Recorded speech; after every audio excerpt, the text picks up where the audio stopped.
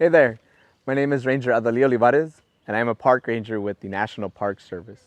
I'm specifically working out of the Santa Monica Mountains National Recreation Area. We're one of over 400 national park sites found across the country. And for example, today we're visiting our Franklin Canyon area, or our site. Again, this place is public or open to the public to come and visit. And being out here, all the sounds of nature. You can hear the birds chirping. You might even see some of these little turtles out here hanging around in the pond. And it makes me think about what makes this place so special. Not only the connections that we can make to the site and to nature, but also the abundance of life, the biodiversity that we have here. And we could thank our Mediterranean type of ecosystem that exists for that. And what I mean by that is that during our summers, we have dry, hot summers. In our winters, we have cold, wet winters. But again, none of those extremes like heat found in the desert or snow found in some of our northeast part of the country. With that being said, I look around these animals and wonder, do we ever see a lot of movement? Are they staying in one place or are they moving around? And I will say yes. We do have year-round animals that exist in the park, sedentary mostly. But when we're thinking about animals that are moving from one location to the next, we're talking about our migration species, our migratory species. It could be anything from bird species to insects to even critters found in the ocean. And I wonder, just like with people, as we're moving from one location to the next, are these animals stopping? Are they resting on these trips? For people, as you can already imagine, we're stopping either for some food, to refuel our vehicles, or even on top of that, let's say, to use the restroom. So when we're thinking about these animals traveling hundreds to maybe even thousands of miles, are they stopping? And if so, why? So with that, if you can please help me out, you can put those answers into the chat box after you think about it for a couple of minutes, or again, bring out that piece of paper and write down some notes. And I would love to hear what you have to say.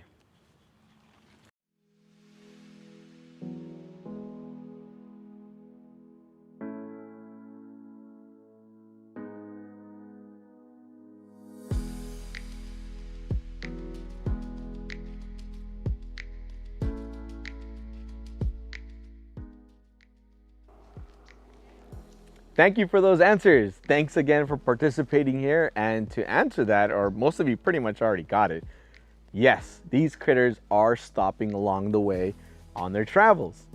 And again, what are they stopping for? They're looking either for places to rest, take a nap, just refuel again before they go on to that next journey. Or the other part that I know that's pretty most commonly known is that they're looking for food. Things to consume, again, to get that fuel in as they continue on their journey. And migration animals, always amazing for me to think about how they do these long treks and these long travels and all the things that they face along the way. And for today, we'll be focusing on one specific migratory animal, and one that's not found swimming in the deep blue, an animal that can be found flying in the sky, but without feathers. Do you happen to know what animal I'm talking about? There might even be some clues around me on what I'm talking about. So again, take a moment, put those answers in the chat, or just have that thought in your mind.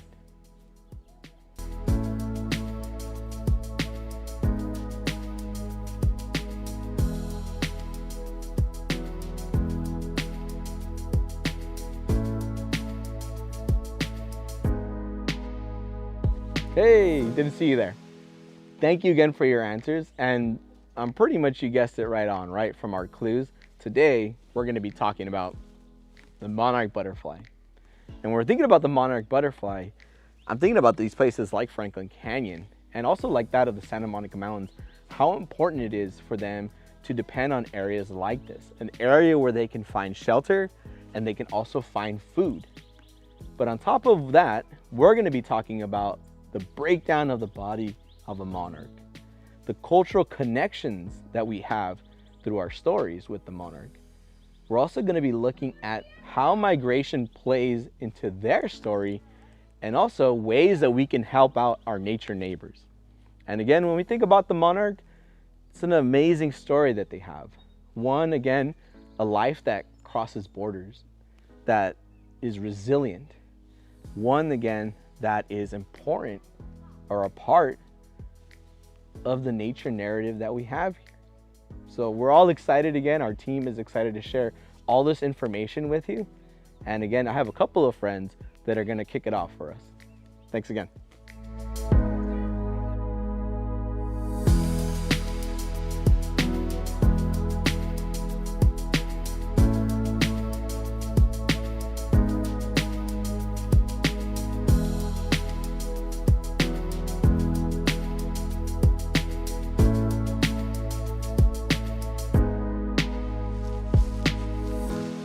Hi, I'm Monarch Michelle. And I'm also Monarch Michelle.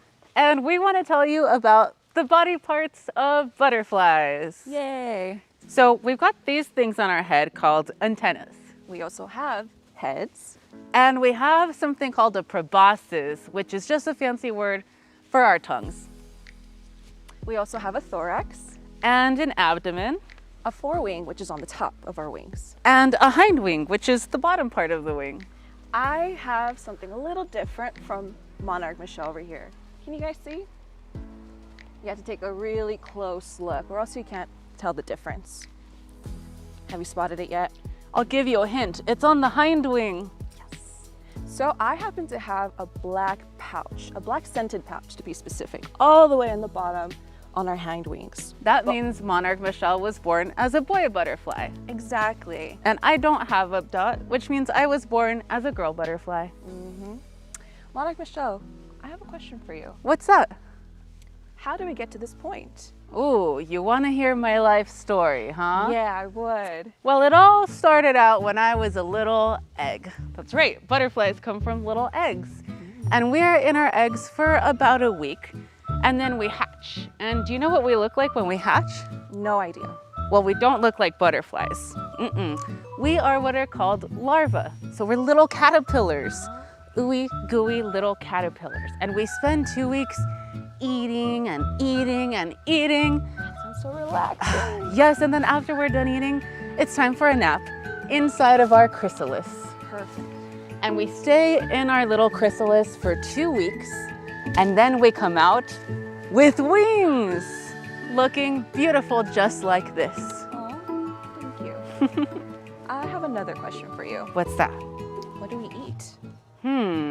I wonder if the people watching might be able to guess what we eat. Go ahead and put your guesses in the chat box or write it in your nature journal. Good suggestion.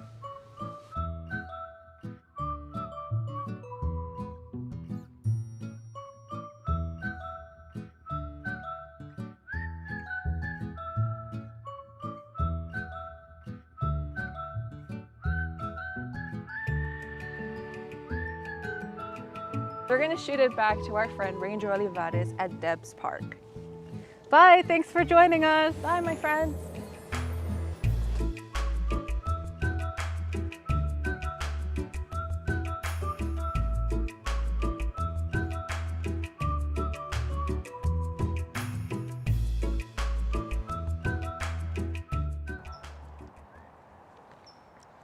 Such a great day for some bubble tea. Thank you again for your answers, and special shout out to our awesome Monarch Rangers. To go back to the question, right, as far as what do monarchs like to eat? Well, monarchs, as they're floating around, flying around, looking for tall flowers. And what flowers they're looking for example, nearby, are gonna be your buckwheat, your asters, yarrow, and also your thistles. As far as for food though, it's not only just with a full-grown monarch, but what about the early stages of a monarch? Got my little buddy Bruno here to help us out. So Bruno, okay. So Bruno wanted to share a message with you all. Is that when monarchs are in their larva phase, they're actually eating the plant that they are found on or planted on, which is going to be milkweed.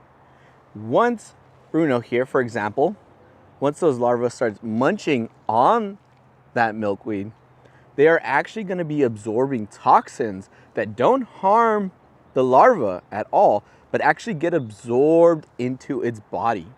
And from there, they're using this as a defense mechanism. It's a way to protect themselves from predators just like birds or lizards. And what I mean by that is, if, for example, a predator comes around, sees a caterpillar or a larva, try to eat this animal, they'll actually get a foul, pungent taste, even causing some animals or predators to vomit. So it's an awesome skill and an awesome way, adaptability that these critters have that allow them to survive. And that protection, that toxin in their body, that's something they'll actually carry once they fully grow into a full-on monarch butterfly. So it's awesome, and just again, how resilient these animals can be.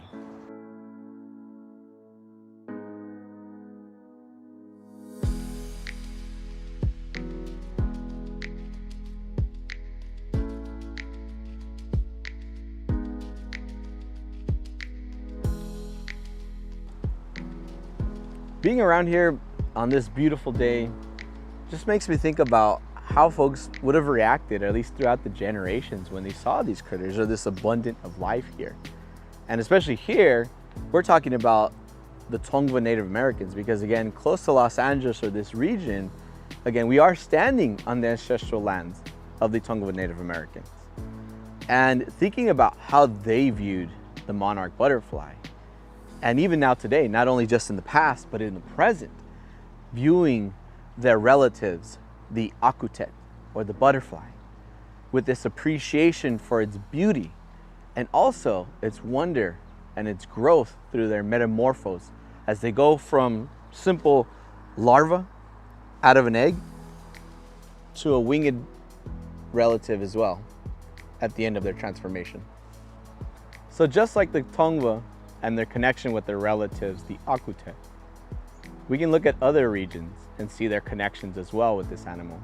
We can look at Mexica culture as well as Mayan, looking at artifacts that stem back hundreds of years ago, from stone carvings to clothing to structures having this imagery of this animal, the butterfly. And for example, even then, the Nahua word for the butterfly is papalot. And also, in different regions of Mexico, there is this belief, this connection to the monarch as a guide for spirits to the afterworld. Which makes me think, I have my own stories and I have my own connections to these animals, but what are your connections? Have your parents, grandparents, cousins, aunts, uncles, whoever, do they have their own stories that they've shared with you? Do you have any stories that connect you with this animal? I would love for you all to take a moment, and if available, please put that into the chat. And again, if you don't have that connection there, bring out that piece of paper and write down those thoughts and your narrative. Thank you.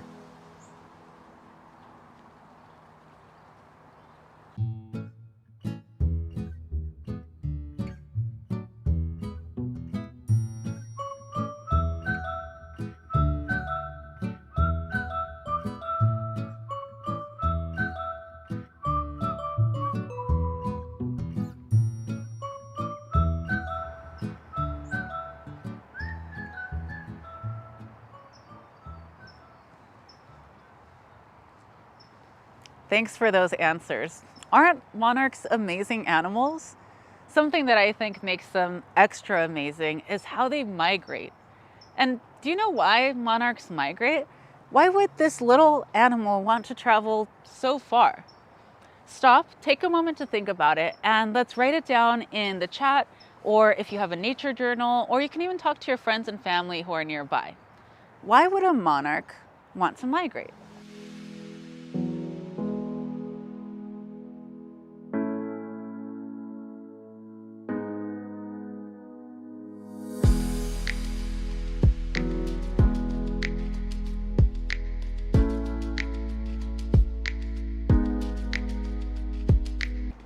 Those were great answers. If you said that a monarch is migrating because it's trying to find a better place to live, you are spot on. Monarchs don't really like to live where it's cold or windy or where there's not enough food. Makes sense. So they fly away to somewhere where it's warmer and more calm and full of delicious food. Now these monarchs, when they're traveling, flying for that better place, can go 50 to 100 miles a day. And they can travel that far for 6 to 9 months. That's like all of fall and all of winter. So by the time it gets to our Christmas, these monarchs have settled down, are laying their little eggs, and are preparing for a whole new generation to be born. On the West Coast, these butterflies start out on the California coast and head up north towards Oregon, Washington, and Idaho. And on the East Coast, these mariposas can be found in northern Mexico, like in Michoacan, and they head up north to central and eastern US.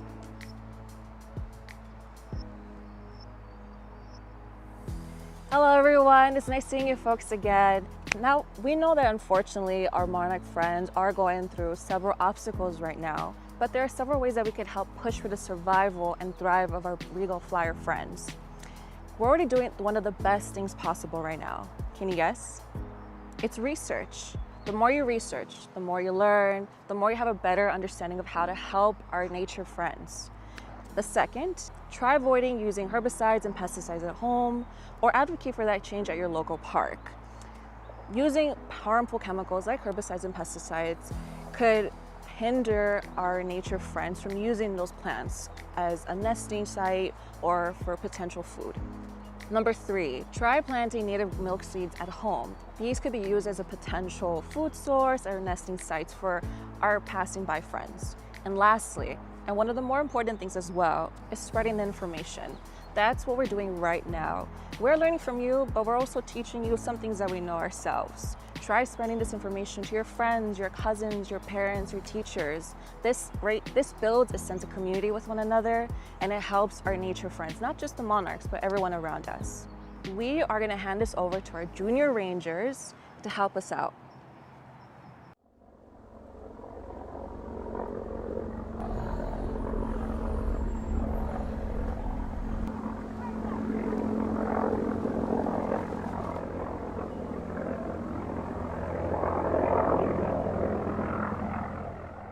Hi, my name is Leandro. My question is about monarch butterflies.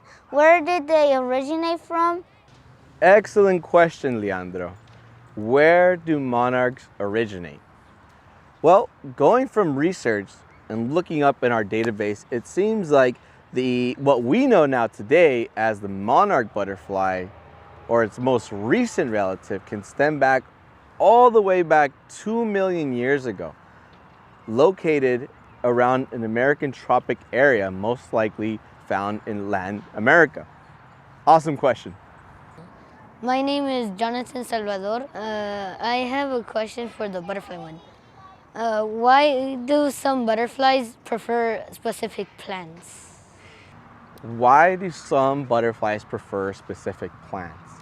One of the things that I could say, let's say for example with our monarch butterflies, they will prefer, for example, milkweed to lay their eggs because again, there's a special bond between the toxins that are found in a plant that can be absorbed by their young or the larva when they consume it.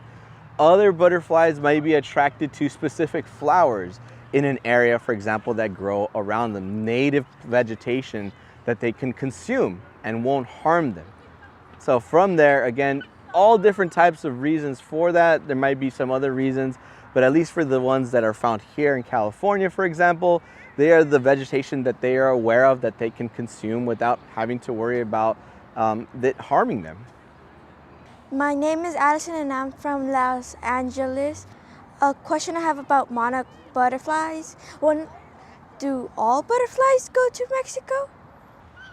Excellent question.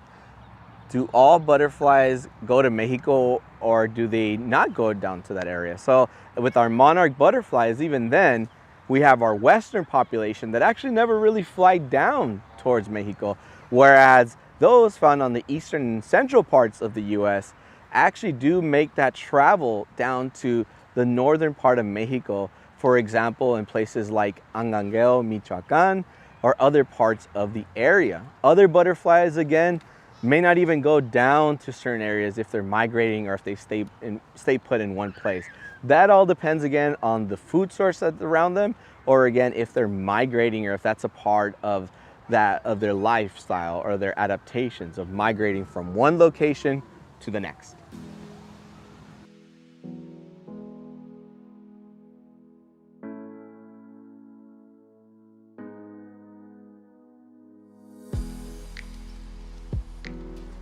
Thank you again, everyone. Thank you for joining us here today. Special shout out to our rangers here helping us out through this lesson. Also our junior rangers helping us out with those awesome questions.